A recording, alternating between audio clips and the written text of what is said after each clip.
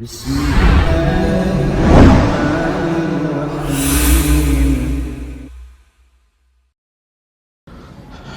alhamdulillah, wassalatu wassalamu ala ashrafil anbiya wal mursalin wa ala alihi wa sahbihi wa man tabi'ahum bi ihsanin ila yaumiddin, amma ba'd. Ikhwani fillah rahimani rahimakumullah. Alhamdulillah di sore hari ini hujan, alhamdulillah. Afwan, ininya belum sempat diterjemahin. Ya mungkin nanti menyusul. Kita bacakan saja. Masalah berikutnya atau pembahasan berikutnya, perkara atau contoh yang masuk ke dalam masail zahirah maupun masail khafiyah. Kalau kemarin kan kita bikin kaidahnya secara global. Misalkan yang zahirah termasuk usuluddin, termasuk maklum ya fiddin bid-darurah dan seterusnya. Yang gitu juga yang khafiyah, kaidah umumnya. Nah, sekarang ingin memberikan sampel apa saja model masail zahirah maupun masail apa? Khafiyah. Yang pertama, ikhwani fillah rahimani rahimakumullah, qala al-mu'allifu hafizahullah taala. Dan alhamdulillah ana sempat ketemu beliau walaupun sekali di kota Mekah di Masjid Aisyah. Ya, Masjid Aisyah itu ma'ruf di Mekah, termasuk yang paling besar. Kemudian diajak makan sama beliau, kemudian dihadiahkan beberapa kitab. Alhamdulillah. Ya walaupun belum dapat sanad ini. Yang kemarin Ustaz Abu Sama dapat ya. Ya, qala al-mu'allif hafizahullah, ma yandariju tahtal masailidz zahirah. Apa saja yang yandarij itu masuk ke dalam atau di bawah masail zahirah. Yang pertama, tauhidul uluhiyah. Termasuk perkara zahirah adalah tauhid uluhiyah. Yang dimutlakkan oleh sebagian ulama disebut tauhidul ibadah. Ya, mau uluhiyah, mau ibadah itu maknanya sama. Kalau uluhiyah itu bersifat ketuhanan, berarti Allah lah satu-satunya ilah yang hak. Ibadah itu penghambaan. Dan namanya menghamba kepada siapa? Kepada Tuhan yang hak. Begitu juga ketika Allah memiliki sifat ketuhanan yang hak, maka manusia harus menghamba beribadah hanya kepada Allah. Itu makna uluhiyah dan apa? Ibadah. Ya, uluhiyah itu kan sifat ketuhanan. Ya, dan Allah memiliki sifat ketuhanan yang maha esa dalam ya nama-namanya, esa dalam rububiyahnya, esa dalam peribadahan dan seterusnya. Atau para ulama yang lain menamakan tauhidul qasd. Tauhid apa? Al-qasd. Qasd itu maksud, tujuan.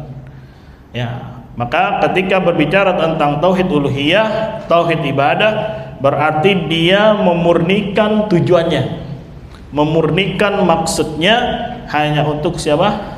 Allah Subhanahu wa taala. Atau nama lainnya tauhidul amali. Tauhid yang bersifat amal, itu perbuatan, aksi. Berbeda dengan rububiyah, dengan asma sifat. Nanti dia disebut dengan tauhid yang bersifat ma'rifah atau isbat, menetapkan. Allah kabarkan punya nama, kita isbat, kita pahami, kita pelajari. Allah punya sifat A, B, dan C, kita pelajari dan kita tetapkan. Ya, ini berbagai macam istilah saja, tapi yang terpenting adalah hakikatnya. Ya, karena dulu ada juga yang bilang tauhid cuma dua, tauhid yang bersifat qasd dan tauhid yang bersifat isbat atau ma'rifah. Maka qasd yang dimaksud adalah apa? Uluhiyah, ibadah. Sedangkan mengisbat, menetapkan, maksudnya tauhid al-asma wasifat. Wa huwa alladzi min ajlihi arsalallahu ar-rusula. Dan inilah yang Allah Subhanahu wa taala, karena poin ini akhirnya Allah mengutus para rasul. Wa anzala bihi al-kutuba. Dan Allah Subhanahu wa taala turunkan apa? Kitabnya. Jadi dalam rangka apa? Tauhid uluhiyah. Bukan sekedar tauhid rububiyah. Kalau tauhid rububiyah orang-orang musyrik juga ada apa? Udah ngerti, kalau ditanya siapa yang mencipta, menghidupkan, mematikan, maka mereka dengan lantang menjawab, sayaqulunallah. Itu semuanya ya hanya Allah Subhanahu wa taala.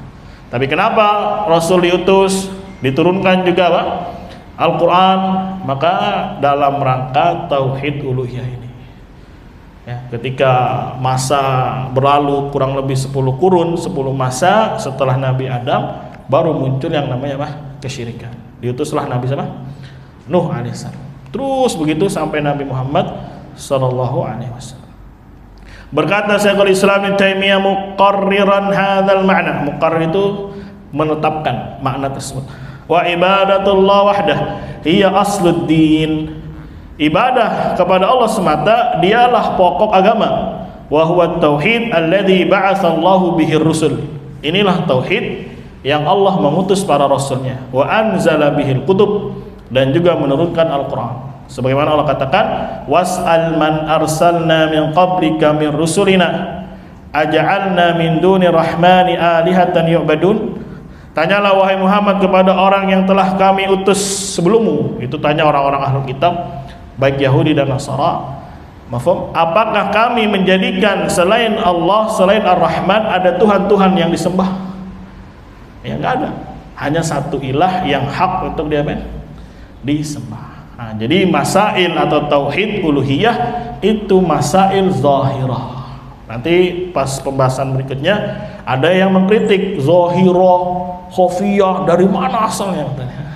Nanti disebutin beberapa akwal para ulama. Bahkan dituduhnya masail zahirah, masail khafiyah itu orang-orang Mu'tazilah yang bagi gitu. Nanti juga insyaallah akan dibahas subhatnya. Ya, salah paham. Ya, padahal Syekhul Islam sedang membagi masalah usul dan furu'. Itu memang yang pertama kali mencetuskannya orang-orang Mu'tazilah. Kenapa dia bahasnya zahirah dan khafiyah? Insyaallah nanti ada pembahasannya. Ya, karena ada yang mengkritik, antum dari mana itu zahirah? Dari mana juga khafiyah? Nanti dibawain kalamnya Imam Syafi'i ya dan para imam-imam yang lainnya. Ya, bahkan secara fitrah saja yang kita hadapi apapun di bidang apapun pasti ada yang nampak jelas, ada yang apa? Samar gitu. Ya kayak antum main bola saja, taunya main bola nggak main, tendang, oper gol gitu. Tapi ternyata ya ada masail-masail yang jelimet yang mungkin kalau ini dilaksanakan akan indah itu permainan itu. Ya, harus tahu apa itu offset. Ya, harus tahu apa lagi? Peraturan handballnya kayak apa. Kemudian melempar ini apa? Ini. Taunya pokoknya tentang bola. Itu kan yang zahir kan. Yang namanya main bola ya sudah ada tiang, ada bola, ada lawan, selesai. Ya, masail-masail yang detailnya, samarnya banyak orang yang tidak ngerti. Ada yang bilang, "Oh, itu offset." Oh, enggak. Ini enggak offset. Ya. Padahal mungkin begini dan begini kalau dia tahu masail apa? Ya ada yang zahir, ada yang khafi. Semua bab. Ya orang kerja di apapun pasti ada yang namanya job desk. Ya kerjaan dia apa? Yang nampak itu apa? Sedangkan yang mungkin samar, ya mungkin perlu diedukasi dan seterusnya. Nah, maka begitu juga dalam masalah apa? Di Islam ada yang zahir, terang, gamblang dan juga khafi. Makanya ketika orang Badui datang kepada Nabi Muhammad SAW, yang diajari itu apa? Apakah semua langsung masail? Enggak, diajari perkara yang jelas. Ya, seperti apa? Amantu billah, berimanlah kepada apa? Allah. Tsumma istaqim. Kemudian apa? Istiqamahlah. Ya, kemudian juga diajarin salat. Begitu juga Mu'ad ketika dakwah ke mana? Ke Yaman. Pesan Nabi, kamu akan mendatangi apa? Ahlul kitab. Maka yang pertama kali engkau dakwahkan adalah apa? Agar mereka bersaksi la ilaha illallah. Nanti kalau sudah ngerti, suruh ngapain ya? Salat. Kalau sudah paham juga sudah apa? Zakat. Ya udah itu aja dulu yang nampak dari bangunan Islam secara zahir. Nanti yang lainnya pelan-pelan. Ya, jadi pembagian zahirah dan khafiyah itu bukan ya pembagian yang sifatnya baru, tidak. Hanya saja memang bab namanya baru, masail zahirah, masail apa lagi? Khafiyah. Tapi ya kasusnya, per kasusnya itu sudah terjadi, sudah ada. Nah, ini hanya bab penamaan saja. Bisa dipahami ya? Ya, kadang juga ada yang orang kurang akalnya itu kan, apa nih buku-buku begini nih, bid'ah nih, nggak ada dulu zaman Nabi Sallallahu Alaihi Wasallam. Ya, padahal di zaman Nabi juga sudah ada yang namanya pembukuan, hanya saja ya masih apa? Ya terpencar. Ada yang ditulis di pelupa kurma, ada yang di batu, ada yang di sini dan seterusnya. Ya, jadi apa? Sebetulnya sudah ada, hanya saja para ulama memberikan nama supaya apa? Jelas. Ya, kayak misalkan pelajaran nahwu saja ya. Dulu di masa Nabi memang nggak ada fa'il, mubtada, khobar. Tapi orang sudah tahu kalau ngomong, oh ini fa'ilnya, oh ini maf'ul bihnya. Tapi untuk merumuskan kaidah bahwasanya ini namanya fa'il, ini namanya maf'ul bih, memang datangnya apa? Belakangan. Hanya saja kasusnya sudah ada. Ya? Makanya dulu kan orang Baduy kalau ngomong bagus kan. Ja'a Zaidun wa Amrun. Semuanya dia main dibaca harokatnya. Terus orang Baduy bilang ini, apa i'rabnya ya? Enggak ada, udah tahu semuanya. Kenapa ini dibaca dun, kenapa ini dibaca dan? Dia sudah ngerti. Hanya saja penamaan-penamaannya ini apa? Baru di belakangan disusul. Ya sama dalam masalah zahirah, masalah apa? Khafiyah. Jadi sekali lagi, masail zahirah yang pertama adalah tauhid uluhiyah. Jadi harus tahu ini, nggak boleh dia, aduh maaf saya nggak ngerti, nggak diterima klaimnya dia kalau dia jahil dalam masail apa? Zahirah. Kenapa? Lihat ayatnya, was'al man arsalna min qablika. Ada bentuk perintah dari Allah kepada Nabi kita Muhammad. Suruh ngapain? Nanya. Ya, berarti suruh apa kalau nanya? Suruh belajar. Ya, suruh cari tahu. Ya, cari tahunya apa? Coba, ada nggak dari pertama kali Rasul yang diutus sebelummu ada Tuhan yang boleh disembah selain Allah? Ya, ini menunjukkan ada perintah untuk bertanya, perintah untuk belajar. Ya, walaupun nggak usah dijawab, pasti jawabannya tidak ada ilah selain Allah yang hak untuk disembah. Bisa dipahami ya sampai sini ya? Jadi sekali lagi dalam bab ya agama ini ada beban untuk mencari tahu, terutama perkara yang sifatnya apa? Zahir. Ya, termasuk contohnya adalah tauhid apa tadi? Uluhiyah. Tadi dalilnya surat apa itu? Zukhruf ayat 40 berapa? 5. Was'al man arsalna min qablika min rusulina aja'alna min dunir rahmani alihatan yu'badun. Tanyalah wahai Muhammad kepada orang-orang yang kami utus sebelummu dari rasul-rasul kami, apakah kami menjadikan dari selain Ar-Rahman Tuhan-Tuhan yang mereka disembah? Nah, ada. Ya, mufhum dari zamannya Nabi Nuh, nggak ada tuh yang namanya tandingan. Ini menunjukkan kalau ada yang melakukannya berarti dia telah menyekutukan Allah Subhanahu wa taala. Lanjut, qala al-mu'allifu hafizahullah wa kadzalika yadkhulu fil masail zahirah tauhidur rububiyah. Begitu juga masuk dalam masail zahirah adalah tauhid rububiyah. Ya, masa kayak gini nggak tahu, kalah nanti sama orang-orang kafir Quraisy. Kafir Quraisy tahu kalau ditanya siapa yang mencipta, menghidupkan, mematikan, ya, memberi rezeki, mengatur alam semesta. Ya, ini sudah perkara-perkara yang sifatnya daruri, perkara-perkara yang sifatnya zahirah. Bahkan orang awam aja tanya, ya bang, rezeki siapa yang ngasih? Ya, siapa yang ngasih jodoh? Siapa yang ngasih ini? Pasti dengan sangat yakin, tidak ada keraguan bilangnya Allah. Ya, tanya aja misalkan siapa itu yang kalau menurut antum ini kayaknya gini dah gitu. Ya, tanya aja siapa yang menurunkan hujan, siapa yang ya memberikan rezeki dan seterusnya, pasti dia jawabnya adalah apa? Allah. Ini ya perkara-perkara zahirah yang seseorang tidak boleh apa? Jahil tentangnya. Sekali lagi, tauhid uluhiyah dan juga tauhid apa? Rububiyah. Asma wa sifat mana? Nanti masuknya dia khafiyah. Ya, masuknya apa? Khafiyah. Walaupun kalau kita baca kalamnya ulama mutaqaddimin itu masuknya juga zahirah kebanyakan. Ya, khair insyaallah. Tapi ini harus dipahami tauhid apa? Uluhiyah dan tauhid apa? Rububiyah. Qala al-mu'allif hafizahullah, yang kedua masailus syirkil akbar. Masail syirik besar. Allati tukhriju an millatil Islam, yang bisa mengeluarkan dari agama Islam. Contohnya kasyirki ibadatil kubur min dunillah, seperti syiriknya para penyembah atau peribadahan kepada kubur dari selain Allah. Ini termasuk syiriknya apa? Besar.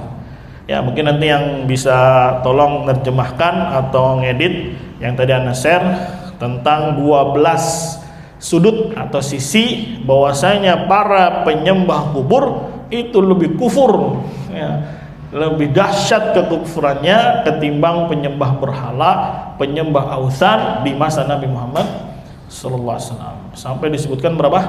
12. Berapa Hira? 12 sisi. Sisi 1, sisi 2, sisi 3. Yang kayak begini malah lebih baik kondisinya ketimbang yang mana? Awalin. Kan rusak ini jadi pola pikirnya. Sekali lagi, yang bermain itu konsep. Makanya para ulama bilang itu ini ghazwatul fikr. Ya, ghazwah ya, bukan ghazwan ya. Ghazwan orangnya nih yang berperang. Ya, ghazwan ya. Masya Allah, kecil-kecil nih peserta terkecil insya Allah. Semoga Allah beri keberkahan. Amin. Dari pejuang tauhid ya ghazwan ya. Bismillah. Ya, ghazwah itu peperangan. Ya, ghazwatul fikr. Jadi sekarang tuh peperangannya itu apa? Pikiran itu. Bermain ideologi, bukan lagi main senjata. Ya makanya kalau dilihat di medsos itu kan, ya kadang yang menang itu siapa? Yang banyak ngomong, yang banyak komen. Ya sekarang pandangannya udah bukan lagi yang benar yang hak, ya. Sekarang pandangannya apa? Yang sering apa? Speak, yang sering apa? Ngomong. Makanya terus aja gaungin terus, walaupun ada orang mencela, ada orang ngajak debat, ada orang gubris aja. Ya terus dia main didakwahkan, insyaallah taala Allah berikan keberkahan. Sebenarnya ya, ghazwat apa? Fikr. Ya, ghazwat fikr. Ya, sehingga menganggap zaman sekarang bukan ya dikategorikan musyrik. Padahal kalau dilihat sisi pandangnya itu sampai 12. Dijelaskan oleh Syekh Shalih Al-Utsaimin hafizahullah taala akan batilnya bahkan lebih dahsyat kekufurannya orang-orang yang menyembah kuburan di masa ini ketimbang di masa Nabi Muhammad sallallahu alaihi wasallam. Ya sekali lagi, kenapa mereka tidak mau mengkafirkan? Konsep sekali lagi yang bermain adalah konsep dasarnya yang amburadul gitu. Yang memasukkan iman hanya ini dan itu, sedangkan amal tidak berpengaruh. Sedangkan amal hanya pelengkap. Amal hanya ibaratnya penyempurna saja. Allah musta'an. Ya, contohnya adalah kesyirikan dalam penghambaan kepada kubur dari selain Allah. Wa sarfil ibadah li ghairillah, memalingkan ibadah untuk selain Allah, kaddu'a wan nazar, seperti doa dan nazar. Wa qad nassa annaha minasyirkil akbar Syekhul Islam Ibnu Taimiyah, dan telah berkata atau memberikan nas itu ya ungkapan akan syirik akbar perkara di atas, salah satunya Syekhul Islam. Kemudian Syaukani, beliau punya kitab namanya Ad-Durrun Nadid, ya semoga bisa kita baca nanti. Ya. Wa Syekh Muhammad bin Wahhab, wa Syekh Sulaiman ibn Abdullah al-Syekh wa ghairuhum. Ya, banyak ulama yang lain menegaskan bahwasanya beribadah kepada kubur itu termasuk syirik apa? Besar yang mengeluarkan dari apa? Din Islam. Kalau dia nggak tahu, dia bilang jahil, tidak bisa diterima klaimnya dia. Tidak bisa diterima apa? Klaimnya dia. Sama misalkan dalam bernegara, ada yang harus dia pahami gitu. Ada juga perkara yang nggak boleh dia langgar. Kalau dia langgar, ya dengan alasan jahil tidak bisa diterima. Senyum ya. Contohnya apa? Dalam bernegara gitu, dia melakukan pelanggaran berat sampai nggak bisa ditoleransi. Kira-kira apa? Kira-kira apa Hero? Melakukan pelanggaran besar nih di sebuah negara. Jadi pengkhianat ya. Ya, jadi apa Hero? Jadi pengkhianat, membocorkan rahasia negara kemana? Musuh. Ya, kira-kira ini kalau pulang diapain dia? Di penjara. Ya, bisa-bisa pulang tinggal nama dia kan ya. Nggak ada yang namanya mah toleransi lagi. Ya, ini dalam apa? Bernegara. Makanya sekali lagi perkara zahirah, perkara khafiyah itu sebetulnya ada satu yang fitrah. Ya, hanya saja orang-orang yang mukabirah itu merasa besar, merasa sombong, yang menganggap itu tidak ada. Padahal apa? Ada. Teman-teman nih ya. Ya, misalkan aja dalam belajar apa? Dunia hewan misalkan. Taunya kita kan hewan ada yang melata, ada yang mamalia, apalagi Rok? Ikan dan seterusnya. Ya, ternyata mungkin dia menemukan spesies apa ini, masuknya kemana nih? Samar buat dia. Tapi yang sering nampak di hadapan dia kambing. Nah, kira-kira apa masuknya? Oh, dia Pisces. Mana ada ikan kambing. Kecuali orang dulu ya, itu lauknya apa? Ikan kambing, ikan ayam. Nah, apa ikan ini kalau bahasa dulu? Hah? Daging ya? Daging. Ya, misalkan sapi, dia sering lihat sapi terus dia nggak tahu ini hewan apa gitu. Kecuali dia baru menemukan hewan yang aneh, ini masuk jenis apa. Nah, berarti kan ada yang zahir, ada yang apa? Khafi. Ya, mungkin dia pernah lihat kuda, oh kuda ini, terus ada sejenis kuda tapi nggak mirip kuda. Keledai juga enggak. Nggak taunya namanya bigol. Apa bigol? Hah? Perkawinan silang antara kuda dengan apa? Keledai. Oh, baru tahu ini ternyata namanya bigol. Kirain anak kuda. Selama ini muka-mukanya begini namanya apa? Kuda. Secara zahir kan, nggak tahu aja ada yang khafi, dia nggak tahu. Ya wajar kalau nggak tahu. Ya, tapi kalau dia hidup di lingkungan orang yang banyak kudanya terus nggak tahu kuda, nah ini kan aneh namanya. Ini pendekatan pemahaman saja ya. Bahwasanya zahirah dan khafiyah itu sebetulnya ada di sekitar kita itu apa? Ada.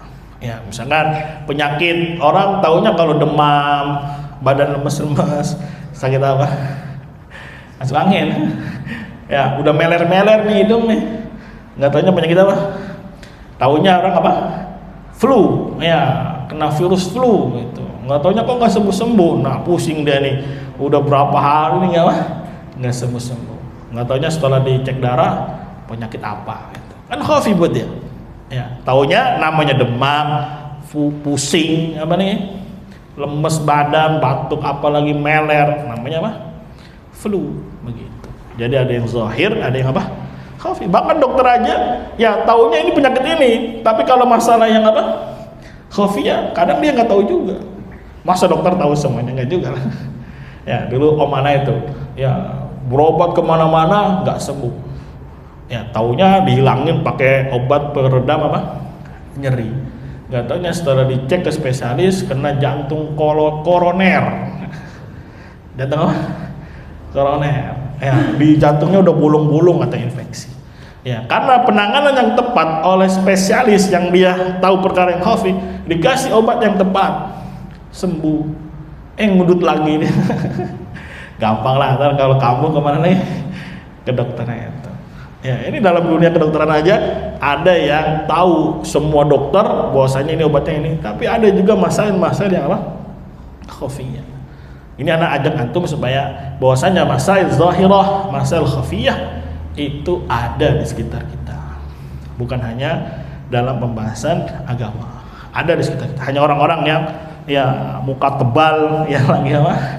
Ya membangkang menolak masail-masail adalah zahirah dan khafiyah. Akhirnya dipukul rata semuanya. Yang penting dia jahil aja. Mau jatuhnya di khafiyah kayak mau di zahirah nggak ada tuh dari awal kata dia.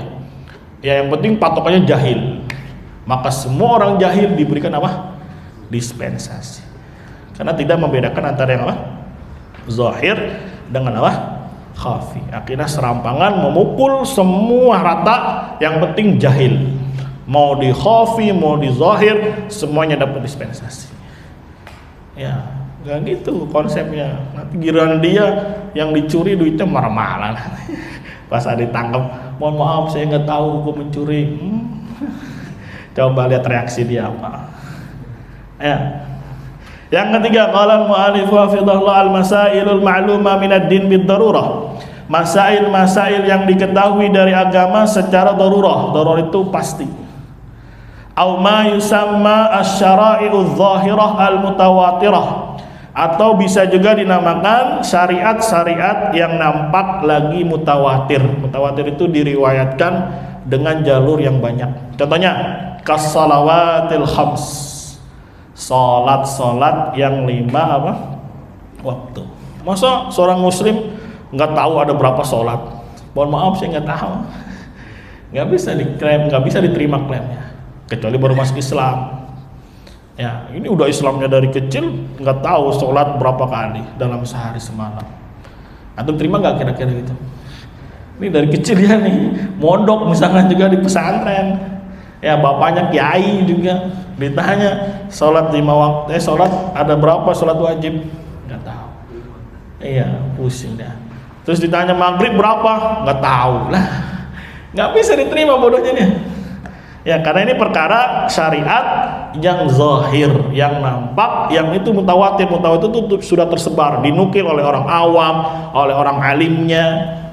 Ya perkara yang pasti di dalam agama Islam. Bahwasanya di dalam agama Islam ada yang namanya sholat 5 waktu. Sudah paham ya? Berikutnya contohnya zakat. Bahwasanya dalam Islam ada zakat. Wal hajj, ada haji. Ya dari zamannya company juga orang company udah kenal bahwasanya umat Islam di Indonesia pergi apa? Haji. Ya bahkan mereka yang ngurus. Ya mereka jadi panitia. Ya didata semuanya. Yang kena penyakit nggak boleh berangkat, ditaruh di Aceh. Ya kena penyakit lagi diturunin, khawatir nanti di perjalanan nular semuanya, mati semuanya. Ya kalau mati di pesawat, mati di kapal, langsung dibuang. Ya. Makanya kalau orang sini dulu kalau ada yang pergi haji, tiap pekan, tiap malam Jumat dia main, ya sini ditahlilin ya. Khawatirnya nanti mati di sono kan, jadi udah kita main tahlilin. Ingat sekali waktu bapak anak pergi haji itu 2001. Tiap malam Jumat ya sina tahlilan. Ya giliran yang datang banyak, kuenya dikit.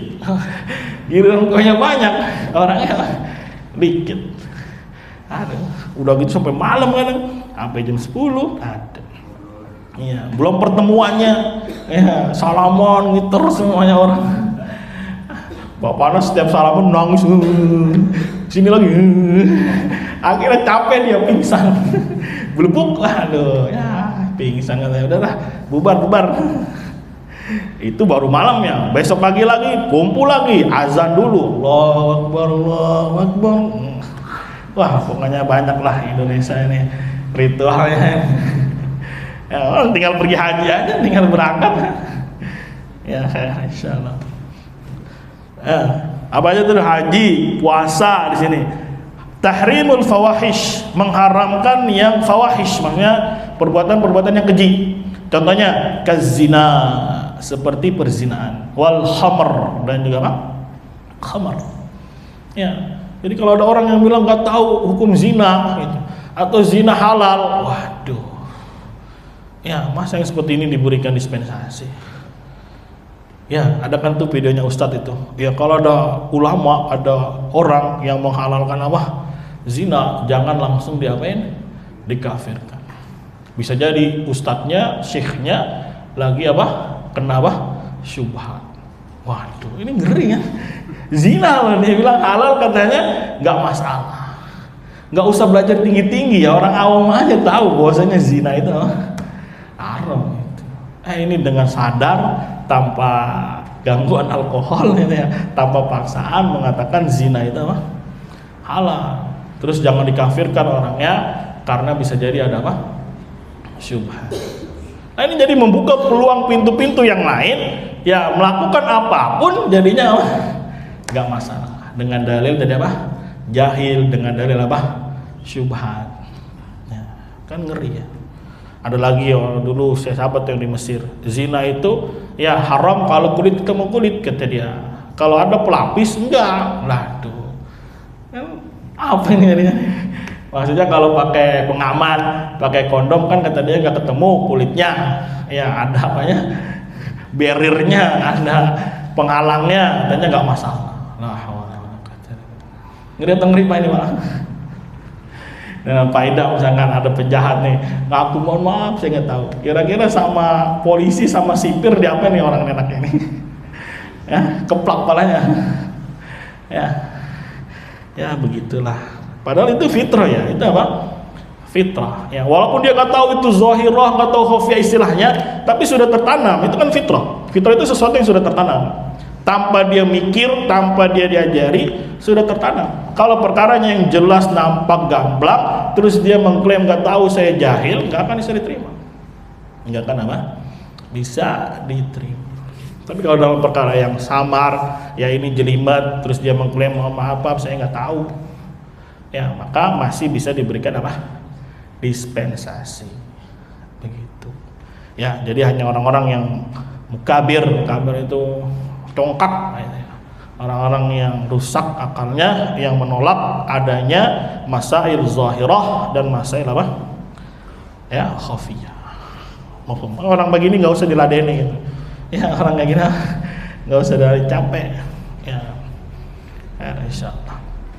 Dan lanjutkan, fala udhra bil jahli fi hadzal naw' aidan, maka tidak ada dispensasi dengan kebodohan pada jenis masalah ini juga.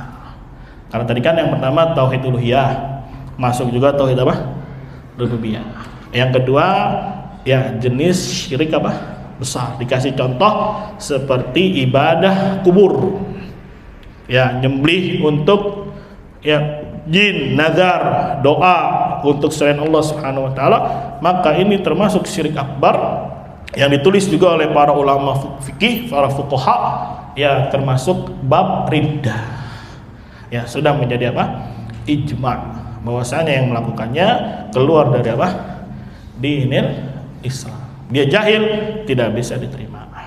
Tapi sekali lagi, kemarin kan kita sudah jelaskan ada bab penamaan. Nanti bagaimana hukum dunia disidang di mahkamah apa? Syariah, apakah betul-betul jahil, tetap dimintai taubat, dia dilepaskan, tidak diiqab. Tapi kalau dia diinterogasi, itu disebut dengan iqamatul hujjah, ngeyel, emang begini kok cara ibadah dan susah. Ya, maka jatuh nanti vonis. Man baddala dinah faqtuluh. Tapi yang ngerjakan siapa? Jangan individu ya, jangan siapa? Iya.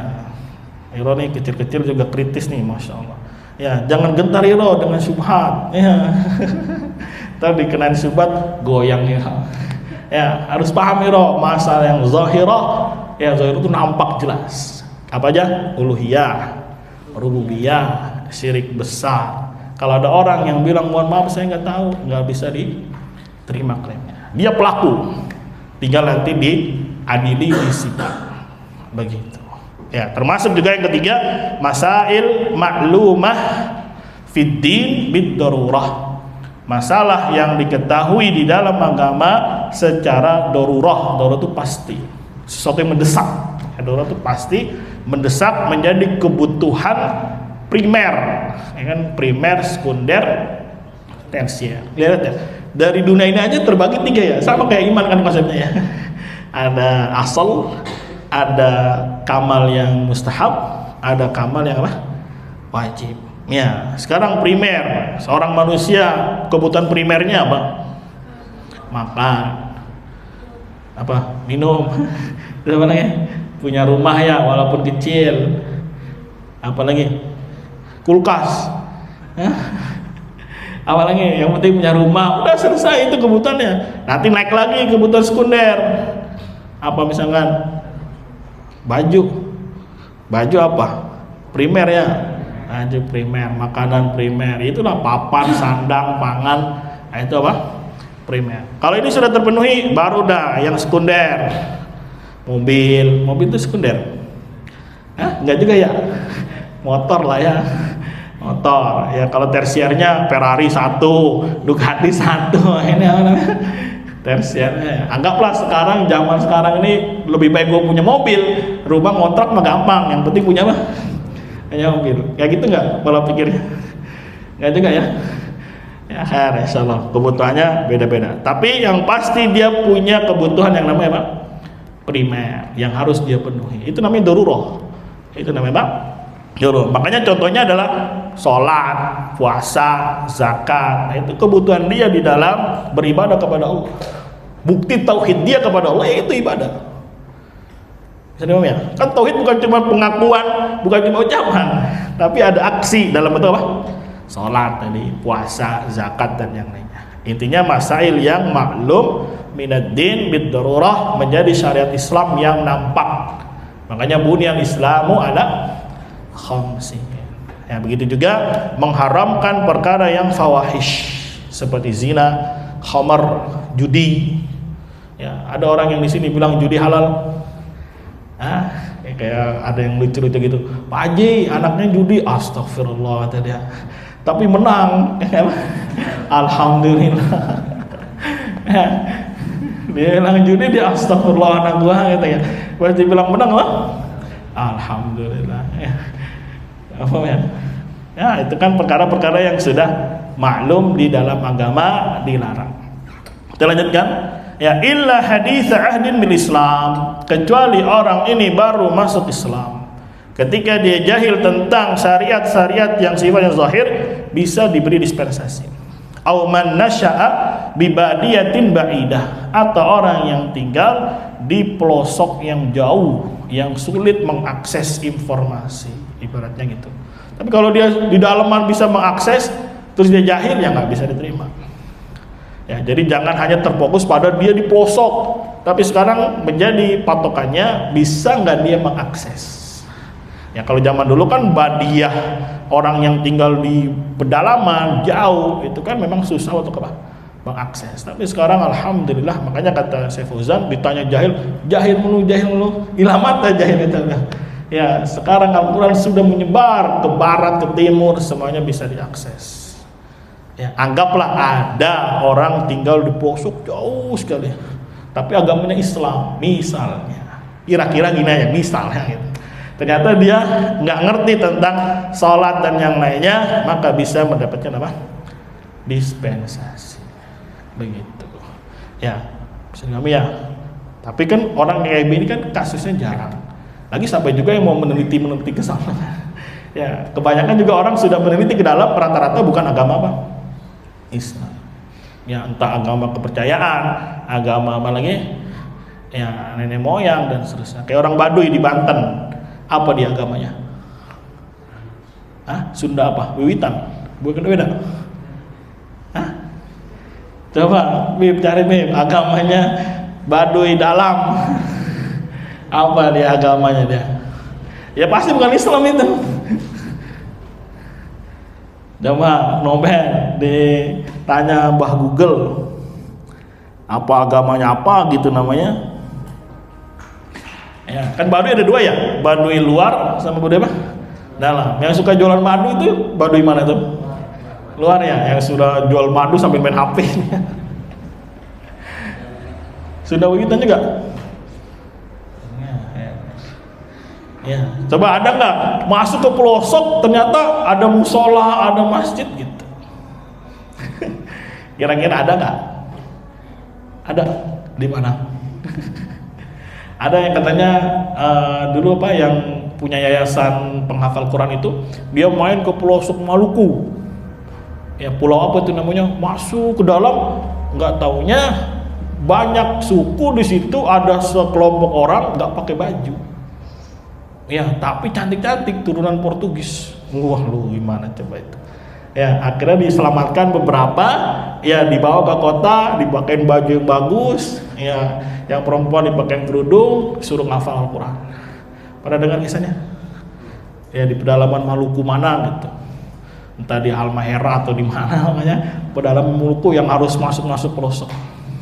Ternyata dapet nih satu suku, itu suku apa namanya sih? Coba ketik lagi, namanya suku pedalaman Maluku yang menghafal Al-Quran. Ada ini. Jadi masya Allah nih, orang-orang pergerakan ini rajin-rajin ya masuk ke kampung-kampung, ternyata menemukan. Ada siapa ingat? Ada Farhan jadi, ya suku apa itu namanya? Cakep-cakep perempuannya, masya Allah. Setelah didandanin, apa? Butik. Itu butil ya? Iya. Udah pada bisa ngaji itu. Masya Allah. Ya, kayak misalkan pedalaman kayak gitu. Ternyata agamanya yang dipeluk apa? Ya bukan Islam. Bukan apa? Bukan Islam. Wallahu a'lam bishawab. Ya, ini 3 contoh yang termasuk masail apa? Zahirah, kalau dia jahil tentangnya tidak bisa diberikan apa? Dispensasi. Allah a'lam bishawab. Ada pertanyaan sampai sini? Togutil ya. Ada itu dibikin podcast, ditanya jawab itu dia. Antum mau ke sana? Dakwah.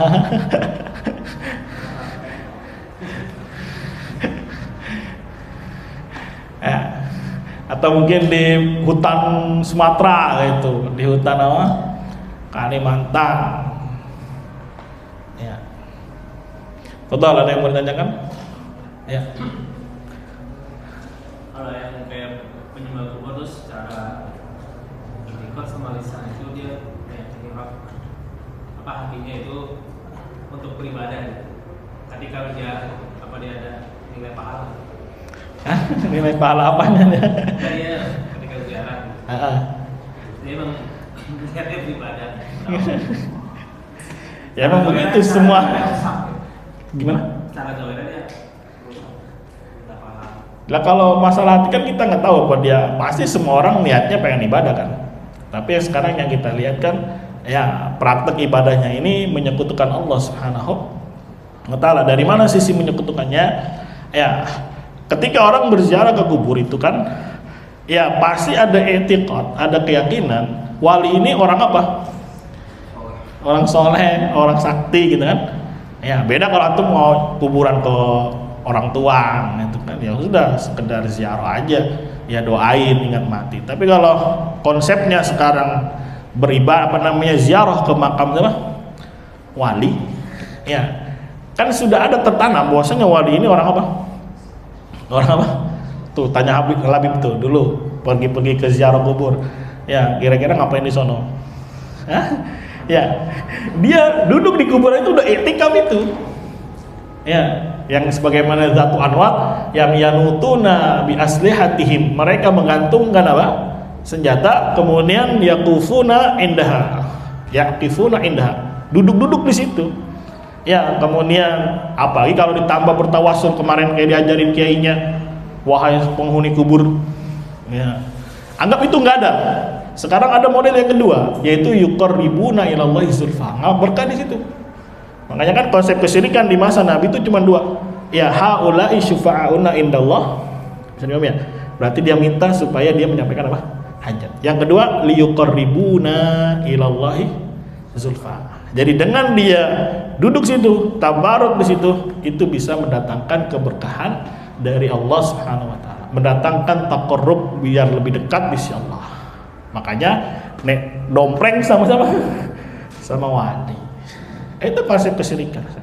Walaupun dia dari rumah, saya mau ibadah, saya mau ini, tapi konsepnya konsep kesyirikan di situ. Serius ya? Ya, jadi sekali lagi ayat dua ayat ini nih pahami nih. Haula isyfa'auna indallah, dan yang kedua apa? Ya wa ya'bud wa na'bud apa? Apa ayatnya itu? Ma na'buduhum illa liyuqarribuna ilallahi zulfa. Ya, ini dua konsep yang diperangi oleh Nabi Muhammad SAW sebagai bentuk apa? Kesyirikan. Kalau ditanya ya pasti mereka juga ingin beribadah kepada Allah. Tapi sekarang konsepnya konsep apa? Kesyirikan. Barakallahu fiik. Ada lagi yang lain? Ya.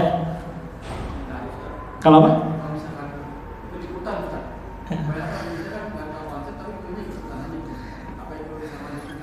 Sama, nanti dia maksudnya bagian orang-orang yang muqallid.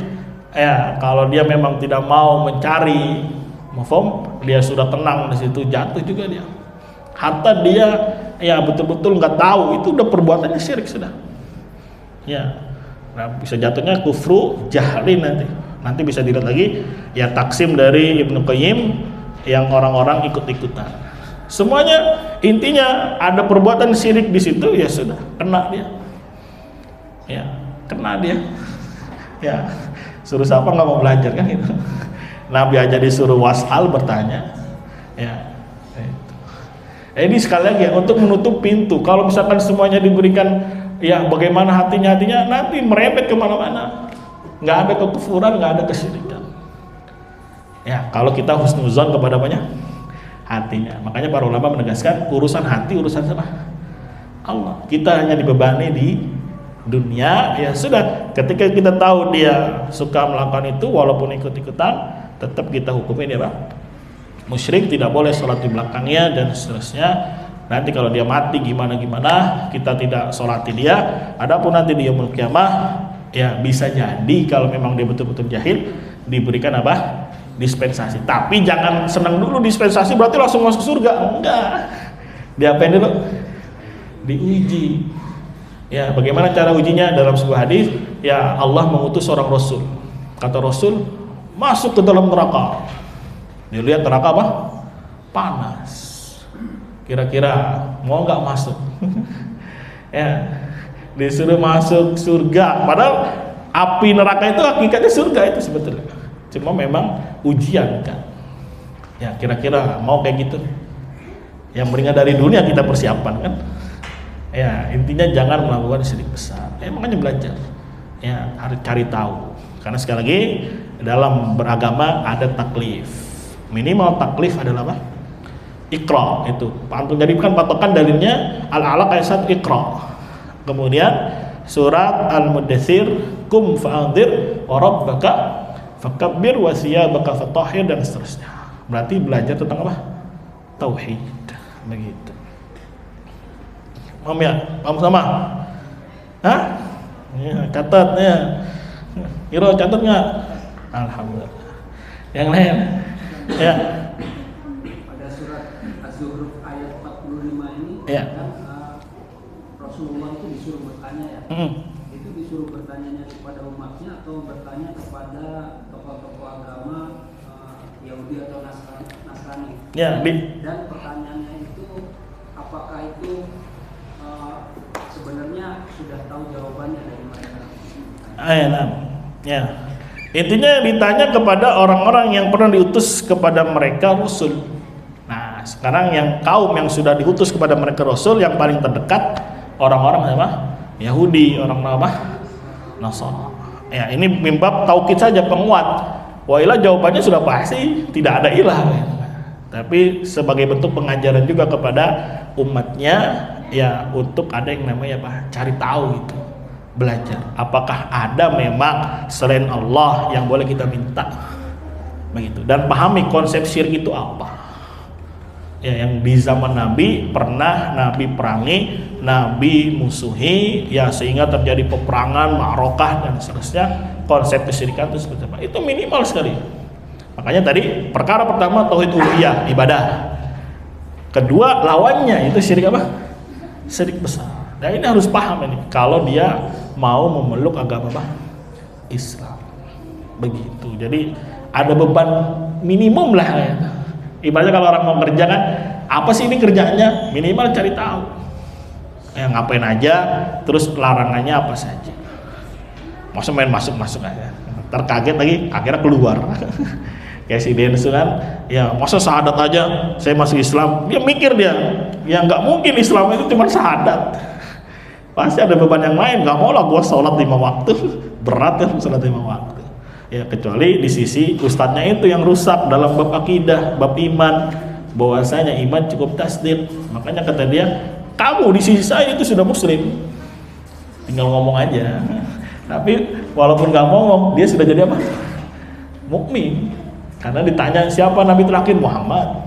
Ya siapa Tuhan kita yang Nasara, yang Islam? Siapa Tuhannya? Allah. Berarti kamu sebetulnya sudah mukmin. Tinggal apa? Ngomong. Tapi si Densu nggak mau kan? Ya dia tahu lah konsekuensinya. Yang bodoh tuh ustadznya. Ya, kan ini akal yang main ya. Namanya orang mau masuk agama pasti ada beban. Bisa ya? Kayak misalkan orang nyari-nyari agama ke Hindu, ke Buddha. Hindu bebannya apa? Wah capek lah gua ke Buddha misalkan. Apa bebannya? Ah nggak mau lah. Oh pas ngeliat Islam, wah kayaknya enak nih, cukup syahadat. Ya karena ada yang ngajarin dai-dai seperti ini. Ya lihat orang-orang Hindu misalkan sampai ritual-ritualnya kayak apa itu kan. Orang-orang apa? Buddha. Lihat aja orang Hindu itu kalau ada acara-acara nggak habis 1 juta 2 juta itu. Ya di Bali gitu. Acara apa gitu ya, bikin ogok-ogok lah, bikin apa ya, Itu nggak habis 1 juta 2 juta, minimal 5 juta 10 juta habis duit gua katanya. Ya, Islam ya udah tinggal sholat selesai. Ya. Wallahu a'lam bissawab. Kita akhiri subhanakallahumma wa bihamdika asyhadu an la ilaha illa anta astaghfiruka wa atubu ilaik. Assalamualaikum warahmatullahi wabarakatuh.